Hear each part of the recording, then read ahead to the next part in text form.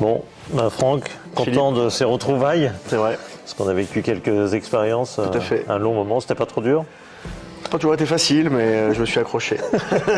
On a quand même une belle conclusion de cette saison avec la montée du SCO d'Angers en Ligue 2. Absolument. Et moi, j'ai un bon souvenir de cette époque, malgré tout, enfin, malgré les difficultés, le club qui était quand même très particulier.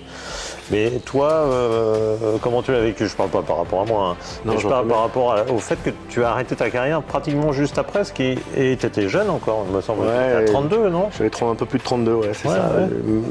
Alors d'abord, j'ai vécu une super année. On avait un groupe formidable. Voilà, assez resserré. Un staff aussi avec Eric Guérit et Jean-Pascal Bouffreton qui était assez resserré. Et donc on a vécu une superbe année, puisqu'on est monté à 4 ou 5 matchs de la fin, donc avec une belle ambiance, et c'était vraiment sympa.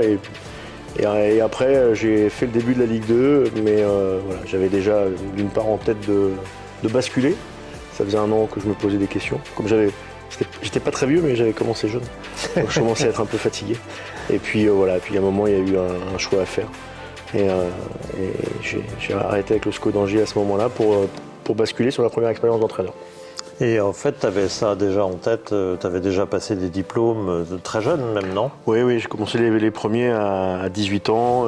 C'était Wow. les brevets d'initiateur à l'époque, le tronc commun à 19, le spécifique premier degré à 24 pendant les vacances. Oui, j'avais ça en tête depuis toujours presque. Oui. Et est-ce que du coup tu t'es nourri tout au long de ta carrière, tu t'es nourri de chaque entraîneur en regardant précisément? Ou tu étais quand même, Non, joueur? j'étais vraiment joueur, mais évidemment que ça infuse quand même les rencontres que l'on fait et les entraîneurs. J'en ai eu, si je dis pas de bêtises, 13 je crois pendant ma carrière de joueur professionnel. Alors, il y a eu des saisons un peu plus riches parce que j'en ai des fois eu 4 dans la même saison, mais voilà, il y a toujours des choses à prendre, des choses où on se dit tiens, j'apprécie cette façon d'être, j'apprécie ces entraînements, ou parfois, bon, je pense que si un jour je suis entraîneur, je le ferai peut-être pas de cette manière-là. Voilà, mais c'est parce que chacun a son fonctionnement, mais bon, puis après, on fait ce métier avec sa propre personnalité, mais avec l'expérience quand même acquise. Parce que ce qui m'intéresse en particulier en toi, parce qu'il se trouve qu'on s'est connus à ce moment-là, mais c'est la construction d'un entraîneur. Parce que c'est évidemment ce qu'on voit ensuite sur le terrain, et c'est l'aboutissement de plein de choses qui ont construit un entraîneur en quelque sorte. Oui, alors, je suis véritablement entraîneur. Mon métier, c'est depuis 20 ans. Voilà, ça fait 20 ans. Même si avant j'ai commencé à passer mes diplômes, j'entraînais parfois les jeunes dans les clubs où j'étais et que j'avais cette fibre-là.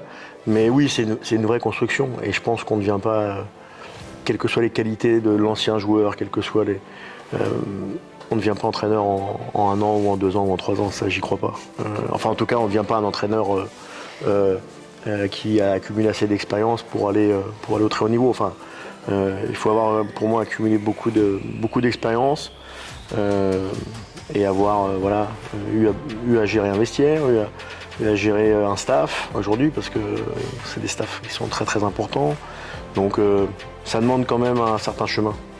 Est-ce que justement, en t'écoutant, toi qui es quand même passé à Lorient, à Rennes, dans le désordre, Lorient, Rennes, etc., bon, d'autres clubs pro avant de venir à Lens, est-ce que finalement il valait mieux pour toi que finalement cette expérience de Ligue 1 vienne assez tard et pas trop tôt? Elle aurait pu arriver avant sur un changement de staff rapide, etc.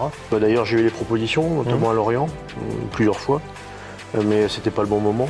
Voilà, j'avais d'une part parce que moi je pense que j'avais encore besoin de temps, et puis il faut aussi que l'environnement du club, on se sente...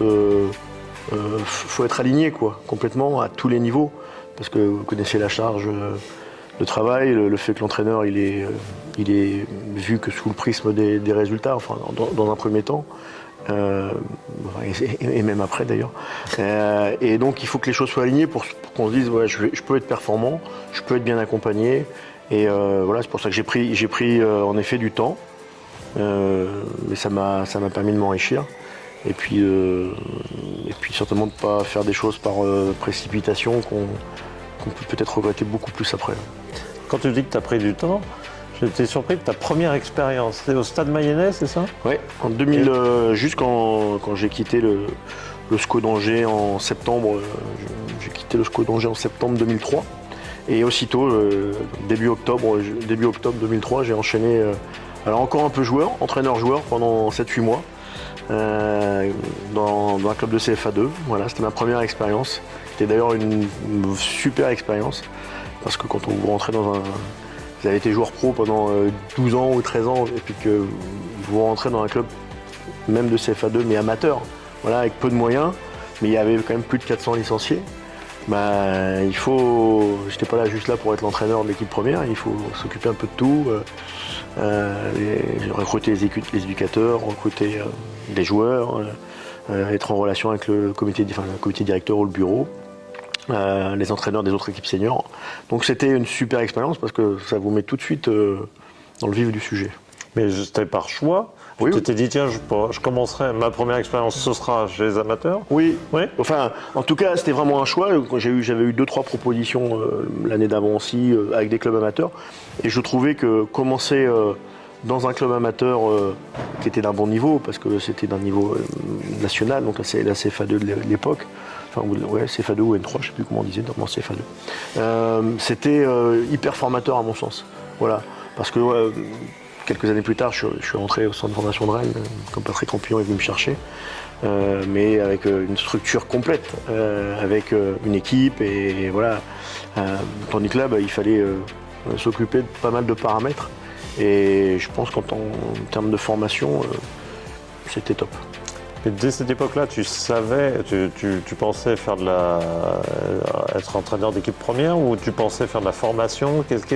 Quel était ton état d'esprit à cette époque-là? J'ai pas de chapelle. Voilà, autant on a dit que j'étais un entraîneur formateur, mais finalement, j'ai passé plus de temps avec des seniors ou avec des équipes qui jouent en senior qu'avec des équipes de formation. Des réserves souvent. Des réserves, 3 ans à Mayenne avec une équipe 1 en championnat de CFA2. A changé une année aussi, donc j'ai eu la chance, grâce à ce parcours, en fait, d'entraîner de la préfo, des amateurs équipes premières, des équipes de centre de formation, des réserves de centre de formation, adjoints aussi en pro. Donc en fait, ça c'est, comme je disais tout à l'heure, c'est plutôt une richesse d'avoir un cursus finalement assez large. Donc tu n'étais pas parti pour faire de la formation J'étais parti pour vivre des expériences. Voilà, je me disais pas je vais être formateur, je vais être entraîneur amateur, je vais... bien sûr, quand on commence à entraîner, et moi j'avais ça en moi, j'espérais un jour pouvoir entraîner en pro. Mais sans savoir si ça allait arriver ou quand, j'avais pas de plan de carrière, et j'ai toujours pas de plan de carrière d'ailleurs. Donc, j'avais envie ça fait 20 ans que je prends plaisir à entraîner, d'être au contact des joueurs, d'être au contact d'un staff, de mettre des choses en place, en tout cas de participer à ça. C'était ça qui me plaisait. C'est ça qui me plaît toujours d'ailleurs. Oui, parce que finalement, du Stade Mayennais au RC Lens, est-ce que le métier est si différent que ça? Oui, quand même un peu. Oui, parce que j'avais moins d'interviews et moins de monde au stade. Mais après, il y a quand même une grande partie du métier qui est d'entraîner. Alors j'ai un staff aujourd'hui qui me permet d'avoir plus de recul, mais j'avais quand même un staff aussi qu'il fallait faire vivre, qu'il fallait animer. Et puis les joueurs qui jouent en CFA2 et en travaillant la journée, ou qu'ils soient des professionnels aguerris, ça reste des gars qui ont envie de jouer, qui sont compétiteurs, qui ont leurs problèmes familiaux les uns ou les autres, ou leurs problèmes de vie personnelle. Donc ce sont des humains avant tout, d'un côté ou de l'autre, et des humains qui ont tous envie de jouer. Donc il y a aussi des problèmes, il ne faut pas croire qu'il y en a plus chez les pros qu'au niveau amateur, il ne faut pas croire. Juste un aparté, mais c'est pas vraiment un aparté, parce que c'est un peu parce que je pense qu'on en reparlera plus tard, mais le fait que tu sois nommé manager général aujourd'hui, et que tu aies prolongé ton contrat et nommé manager général, on l'évoquera peut-être différemment tout à l'heure, mais est-ce que justement, là tout d'un coup, tu retrouves quasiment tout ce que tu pouvais faire quand tu étais entraîneur amateur, quoi? Oui. Du président, d'aller du président jusqu'au dernier des... Oui, une dimension très transversale. hier, on a passé une bonne heure, plus d'une heure, je pense, même avec Sarah Marek, qui est notre manager de la section féminine, pour justement à la fois faire un bilan avec elle des 6 premiers mois, et puis des projections sur la fin de saison, des projections sur la suite. Ce qu'on fait aussi avec Eric Cassadourian, avec Olivier Bijota, avec Alédine Yaya sur le recrutement de la formation. Enfin, c'est hyper intéressant parce que ça permet d'avoir aussi une vision plus globale, et puis aussi de temps en temps de sortir du quotidien de l'entraîneur, même si forcément ça donne un peu plus de travail, mais pour avoir quelque part essayer de prendre un petit peu de hauteur et puis de se dire qu'est-ce que. Je ne suis pas tout seul, on est beaucoup à réfléchir à ça, mais qu'est-ce que peut être le club, la formation, les féminines dans 2 ans, 3 ans, 5 ans, même si je ne sais pas combien de temps je resterai, mais en tout cas c'est intéressant intellectuellement. Ouais. Et puis tu as signé quand même un contrat long, donc je suppose oui. que tu as quand même à l'esprit cette mission à long terme. Oui, j'ai signé un contrat long, mais on voit aussi comment est le football, on le connaît pas, vous comme moi on ne le connaît pas d'aujourd'hui. Et bien sûr que moi je suis dans le club, si j'ai pris en plus le poste de manager, c'est que je m'investis, mais pour autant que ce soit de mon côté ou peut-être un jour du côté du club, il y aura peut-être un départ d'une manière ou d'une autre, parce que c'est comme ça. Aujourd'hui on prend l'exemple, cette saison de 9 entraîneurs, en cours de saison sur 20, on est en janvier. Ça fait réfléchir sur le métier. Ouais, j'avais réfléchi depuis longtemps, mais et sachant qu'il y a déjà eu 5 changements à l'intersaison. Ça fait 14 entraîneurs différents en 7 mois. Ouais. Bon, c'est juste pour expliquer que je suis très heureux, très très heureux de vivre ce qu'on vit, mais j'espère que ça durera, mais j'en sais rien. Je te sens pas très en danger là, pour ton poste. Oui, le court terme, mais le foot, le court terme, ou le moyen terme, à moyen terme peut-être, mais le moyen terme dans le foot c'est 3 à 6 mois. Donc c'est pas 3 à 6 ans. C'est juste ça la différence. Ce que tu décrivais là, de voir la coach féminine, des coachs des jeunes ou de la réserve ou autre, tu le faisais déjà avant ou c'est quand même nouveau ? On avait quand même des relations, des rapports. Je veux dire que je découvre pas le club, ça fait quand même plus de 5 ans et demi bientôt que j'y suis, donc, et je suis passé par la formation, donc je connais le club, mais malgré tout, la charge de l'entraîneur d'équipe première, elle est quand même assez importante, il y a pas mal de choses à gérer. Et forcément, j'avais pas une vision aussi claire que je peux l'avoir maintenant depuis 2-3 mois où j'ai quand même multiplié des entretiens et puis pris un certain nombre d'informations. Mais j'avais toujours, je suivais les résultats des jeunes, je suivais les résultats des féminines, je regardais le recrutement, évidemment. Manager, ça signifie quoi ? C'est la vision sur la politique sportive globale, ça c'est bien entendu. Mais est-ce que c'est à l'anglaise, c'est-à-dire jusqu'à s'occuper des transferts, jusqu'à s'occuper éventuellement d'un nouveau stade ou d'une rénovation de stade ou des vestiaires, des espaces vestiaires, de tout ça ? Oui, dans les transferts, en tout cas dans notre manière de recruter, avec la cellule, on a quand même quelque chose d'assez court dans la prise de décision. Aujourd'hui, avec Grégory Thiel, qui est le directeur technique, qui gère cet aspect-là, et notamment tout ce qui est relations avec les agents, transferts, etc. Et Arnaud Pouille, notre directeur général. Évidemment, il y a le président Gourian qui est au-dessus pour des décisions stratégiques ou financières. Mais le circuit, il est assez court, donc ça l'a toujours été depuis que je suis passé à la tête de l'équipe première. Ça n'a pas vraiment changé, ça. Le départ de Ghisolfi n'a rien changé ? Non, parce que finalement, Greg, qui connaissait très bien la maison, parce que c'était lui le responsable du recrutement, a pris quelque part, même si la dénomination n'est pas la même, mais le rôle que Flo avait. Donc on travaille ensemble, et avec Arnaud, comme je le disais, sur le recrutement. Voilà. Et après, pour parler des évolutions sur les infrastructures, même si c'est pas moi qui gère les architectes, etc., parce que c'est JB Blanchard qui gère tout ça.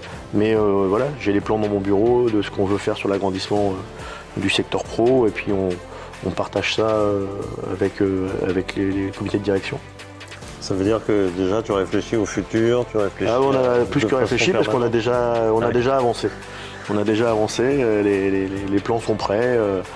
On va essayer de continuer à développer aussi les infrastructures parce que la Gaillette est un superbe outil, mais un outil qui a 20 ans, qu'on a déjà modifié dans les dernières années, mais les staffs s'agrandissent, il y a beaucoup de choses qui bougent. Et donc, voilà, il y a un certain nombre de choses qu'on n'avait pas, notamment pour l'équipe professionnelle, une salle de cafétéria plus spacieuse, des bureaux supplémentaires. Et donc, on travaille dessus pour que ça voie le jour, j'espère, dans quelques mois. Et d'autant que le staff ne cesse d'augmenter, mais ça c'est pas propre au RC Lens. Il y a une évolution.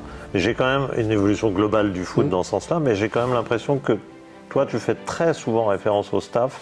J'ai l'impression que ça fait vraiment partie de ta manière de manager au quotidien. De toute façon, moi sans le staff, alors évidemment sans les joueurs, mais ça on sait qu'un entraîneur sans ses joueurs il va rien faire. Mais moi sans le staff, qu'est-ce que je fasse seul? Rien. Ou pas grand-chose, ou en tout cas beaucoup moins que ce que je peux faire. Parce que là aujourd'hui, il y a 20 ou 30 personnes, ou au quotidien, ou épisodiquement, autour ou auprès des joueurs. Donc c'est le staff au sens large, et chacun a son rôle. Il faut que chacun surtout se sente bien dans son rôle. C'est surtout ça le rôle du manager d'ailleurs. C'est que les gens aient des missions et qui prennent plaisir à les faire. Et moi je pars sur un postulat de confiance. Évidemment il y a toujours un certain contrôle, mais moi je laisse les gens travailler, et j'ai la chance de pouvoir les laisser travailler parce que j'ai beaucoup de compétences. Donc, Tu fais beaucoup de confiance, tu délègues beaucoup? Oui, je délègue, en tout cas je délègue suffisamment. Sinon j'aurais pas pu prendre ce deuxième poste. Je délègue bien sûr les choses sur le terrain. Enfin, je vais pas apprendre au doc à faire des diagnostics. Je vais pas apprendre à Hugo à gérer la relation presse. Chacun a ses missions. Moi, j'ai les miennes. Et c'est très bien comme ça. Et je pense qu'on va pas sortir de là. Et au contraire, on va essayer d'amener de nouvelles compétences et d'enrichir. Parce que l'objectif, c'est que les joueurs soient dans les meilleures conditions. Mais c'est quand même un choix, d'une manière de diriger, parce que je pense que dans ta carrière, parmi tous les entraîneurs que tu as eus, tu en as eu des omnipotents qui savaient tout faire, enfin, ou qui croyaient savoir tout faire, et qui faisaient tout en tout cas. Oui, après c'était aussi notre époque, mais aujourd'hui, si on veut être performant, si on veut être dans la gestion de tous les détails possibles, on ne gère pas tout, mais sur la récupération, sur la performance, sur le bien-être, un entraîneur seul, c'est impossible. C'est plus possible? Non, enfin pour moi c'est plus possible. Voilà, ou alors vous allez vite dans un mur, quoi. Parce qu'en plus, moi j'ai besoin aussi des moments où je récupère. Alors si je dois m'occuper de tout, c'est déjà les semaines. Font souvent 70 heures.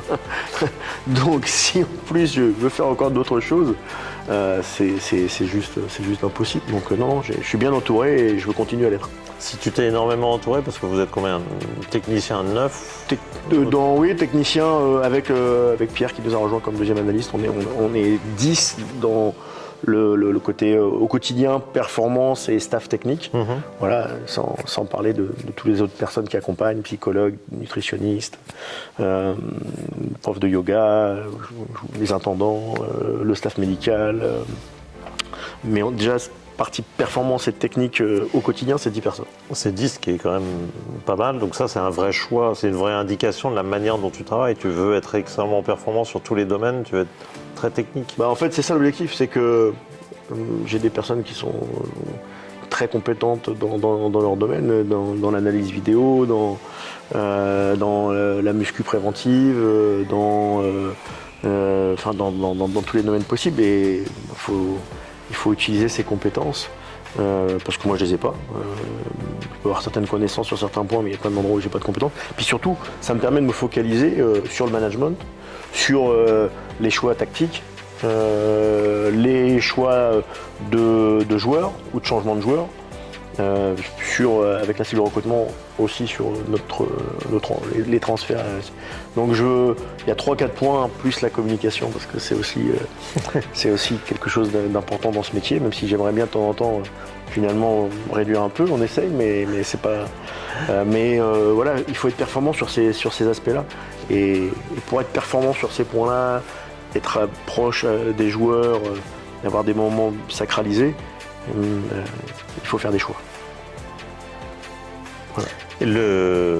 La manière dont tu diriges correspond aussi à ta personnalité. Je veux dire, tu essaies de créer quelque chose d'empathique, de créer une espèce d'ambiance. Je pense qu'un entraîneur, ça doit être un fédérateur. Alors fédérer autour d'un projet de jeu, qu'on construit avec certains membres du staff, qu'on fait évoluer. Il faut fédérer autour de ce projet de jeu parce que c'est les joueurs qui vont le jouer. Donc, et puis après, il y a la fédérer d'une manière générale et d'emmener le maximum de monde, joueurs, staff, direction, dans une direction. Et oui, ça fait partie d'abord de mon rôle. Et en plus, voilà, ma personnalité, elle est ce qu'elle est. Ce qui n'empêche pas de temps en temps un coup de gueule, mais je suis plutôt quelqu'un d'empathique et de fédérateur et qui fait participer les autres avec de la délégation plutôt que l'inverse. On va finir sur le foot quand même, on va parler un peu de jeu. Enfin, on parle de foot quand même depuis. Oui, on parle du métier, mais là, on va parler un peu de jeu quand même, un minimum. Ce que tu produis avec Lens depuis le début, c'est globalement, tu as un schéma que tu peut-être pas qu'un, mais enfin, avec des nuances, mais enfin, globalement, tu as développé vraiment un schéma qui fonctionne très bien. On a développé plutôt un système. Un système. Pour que les gens, ça rassure, on parle d'un système, mais ça ne veut vraiment rien dire. Mais bon, c'est pas très grave. Mais un système en 3-4-3, qui a été à un moment d'ailleurs parfois un 3-4-1-2 ou un 3-5-2. Bon, aujourd'hui, on est plutôt dans une forme de 3-4-3, qui est un 3-4-2-1 si vous voulez, mais qui est parfois un 5-4-1, puis qui est parfois autre chose. Donc c'est surtout les animations qui comptent, parce que le système, ça donne des repères à tout le monde, aussi aux joueurs d'ailleurs, mais c'est surtout les animations. Et les animations, depuis 3 ans, il y a toujours des choses qui bougent. Voilà, en tout cas, on essaie de les faire bouger. Et à chaque match, il y a toujours des petites adaptations, des micros parfois, mais qui comptent. Et qui font que ça marche formidablement bien. Et comment tu vois toute cette évolution? Enfin, j'ai tendance à dire que ça a toujours marché, parce que dès le début, tu as eu des résultats en fait. Il fallait en avoir vite, parce que comme j'ai fait que 2 matchs de Ligue 2 et qu'il fallait gagner les 2, parce que si on n'avait pas gagné les 2 à ce moment-là... Ça on ne le savait pas. Non, on ne le savait pas, mais bon, on pouvait des fois un peu le sentir un peu. Mais en tout cas, les 2 matchs de Ligue 2, si on les gagne pas, je le rappelle toujours, c'est PFC et contre Orléans à la maison. Si on les gagne pas, si on fait qu'une victoire en nul, on ne monte pas en Ligue 1. Mais depuis, ça fait 2 saisons et demie de Ligue 1 très abouties. Oui, où on progresse en termes de points, en termes d'efficacité. Je pense que dans le jeu aussi, on progresse. L'objectif, c'est ça quand on est entraîneur et avec un staff, c'est que ça progresse tout le temps, avec quand même des changements, parce qu'il y a des joueurs qui partent, il y en a d'autres qui arrivent. Mais il faut que ça progresse, et c'est pour ça qu'il y a plein de gens qui sont à la source de cette progression. Et il y a aussi les joueurs, parmi eux, il y en a beaucoup qui ont progressé avec toi et qui sont aujourd'hui des joueurs considérables. Je pense à Fofana par exemple. Ouais, un coach, évidemment qu'au-delà de faire progresser son équipe, c'est de faire progresser à l'intérieur de son équipe tous ses joueurs. Je pense qu'il y en a... Voilà, j'espère qu'il y en a beaucoup et que tous ont un peu progressé. Alors certains, ça se voit peut-être un peu plus, mais je pense en effet qu'il y a quand même beaucoup de joueurs qui ont avancé sur ces 3 saisons, ça c'est sûr. Une évolution considérable. Le club, tu as fait évoluer le club aussi tout entier? Nous avons fait évoluer, je veux vraiment le dire, parce qu'évidemment, je suis la tête du staff qui dépasse, mais le travail, il est totalement collectif. Alors oui, je suis le responsable du staff, mais je suis bien content de l'être et de continuer avec tout le monde de faire évoluer le club. Et pour finir, tu sais qu'on a un autre point commun, c'est Rouen. C'est mon club aussi. Est-ce que tu mesures aujourd'hui par rapport à ce que tu as vécu dans ce club, qui n'était pas le club le plus facile du monde non plus, notamment dans la période où il est un peu déliquescent, tu te rappelles qui est ton entraîneur à Rouen et le métier qu'il faisait par rapport à ce que tu fais aujourd'hui? Oui, je me rappelle bien de tous les entraîneurs qui que j'ai eu à Rouen. J'ai commencé, ça s'appelait les pupilles, donc je me rappelle très bien, notamment M. Delabarre ou M. Gilles, voilà, qui étaient mes premiers éducateurs. Et après, Daniel Zorzetto, mon formateur, Arnaud Dos Santos, qui a été le premier qui est passé par le Racing Club de Lens, qui est le premier entraîneur à m'avoir fait jouer à 17 ans et demi à Rouen. Donc je me rappelle bien, leur métier était très très différent du mien.